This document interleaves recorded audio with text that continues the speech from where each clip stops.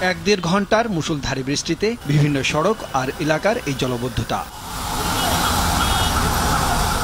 প্রশ্ন দেখা দেয় রাজধানীর ড্রেনেজ ব্যবস্থা আদৌ আছে কিনা।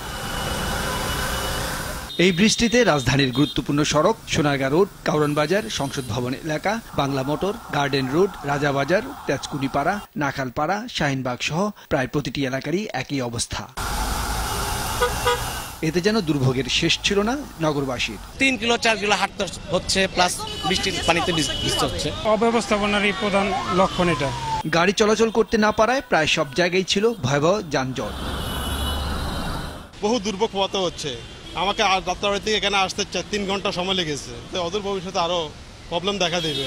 দুরবস্থা দেখছো, হাতে ভিতরে বাজার নিয়ে আসি, আজকে 3 ঘন্টা থেকে রাস্তার মধ্যে আটকানো। এই পানি দুরবস্থার মানুষের কি অবস্থা হচ্ছে দেখো। এই খালগুলি ভরাট করার কারণেই আজকে এই দুরবস্থা। এই পাইপ দিয়া কোনোদিনও এত বড় বিশাল একটা শহরের পানি সরানো সম্ভব, পাইপটা ভরাট হয়ে যায়। জলাবদ্ধতা ও যানজটে ভুগে ক্ষোভ ছিল গাড়ি চালকদেরও।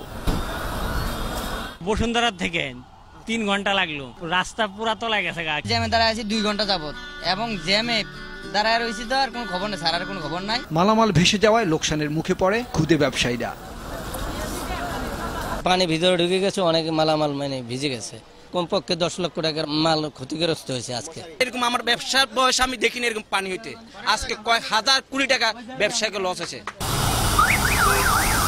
রাজধানীকে স্থায়ীভাবে জলাবদ্ধ মুক্ত রাখতে হারিয়ে যাওয়া খালগুলি পুনরুদ্ধারের পাশাপাশি ড্রেনেজ এবং সুরেজগুলো নিয়মিত পরিষ্কার করার দাবি জানান নগরবাসী।